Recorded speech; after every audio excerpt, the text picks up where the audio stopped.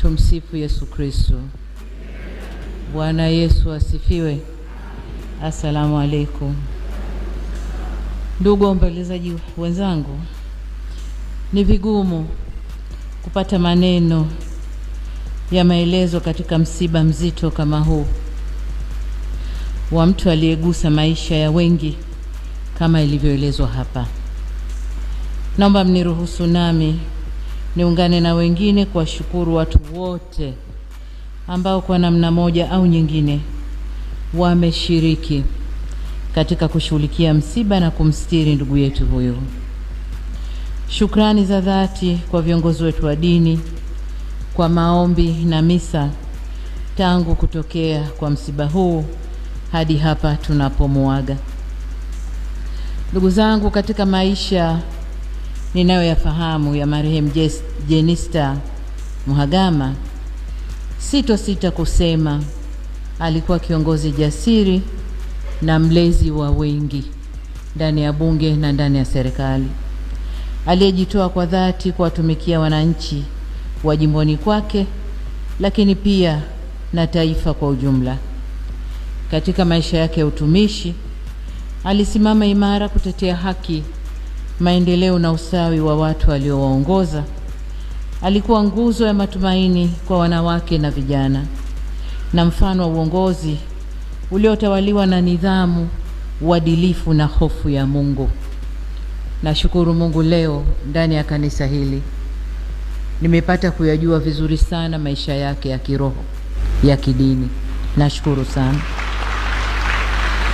Nilikuwa namfahamu kwa maisha yake ndani ya serikali na ndani ya Chama cha Mapinduzi. Mheshimiwa Jenista alikuwa ni mwalimu kwa taaluma na mwalimu katika uongozi. Alitumia kipawa chake cha ualimu kulea na kusimamia mawaziri, akiwa mnadhimu au chief whip, katibu wa kamati ya wabunge wa CCM au party caucus, na mwenyekiti wa bunge. Wabunge na mawaziri walimheshimu na yeye alijiheshimisha.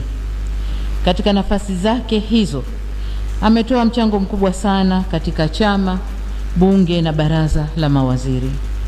Yeye ndiyo mtu pekee katika historia ya nchi yetu aliyewahi kuvaa kofia mbili za katibu wa kamati ya wabunge wa Chama cha Mapinduzi na mnadhimu wa serikali bungeni, na kofia hizo zilimtosha na kumwenea sawa sawa.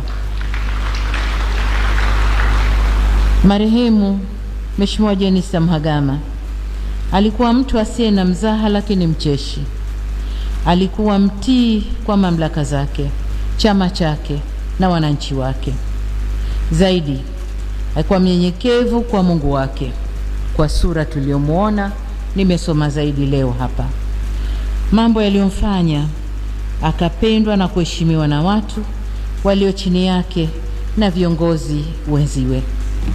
Aidha, marehemu Mheshimiwa Jenista alipata fursa kufanya kazi chini ya uongozi wangu kama waziri wa Wizara ya Nchi, Sera, Bunge, Kazi, Ajira, Vijana na Watu wenye Ulemavu, waziri wa Nchi, Utumishi wa Umma na Utawala Bora, na waziri wa Afya. Na kama alivyosema mwanangu Victor, nilimpa jina la kiraka kwamba kila nilipomweka Jenista aliziba vizuri. Amekuwa kiongozi anayesimama imara kutetea maslahi ya nchi bila kuchoka na bila kujali changamoto. Kupitia sauti yake bungeni, vitendo vyake katika jamii na msimamo wake katika uongozi, ameacha kumbukumbu njema. Nirudie aliyoyasema mmoja katika viongozi wa dini, ameandika hadithi nzuri kwa ajili yake. Kwa waheshimiwa wabunge na mawaziri, hususan wale wapya, ni waase kufuata nyayo zake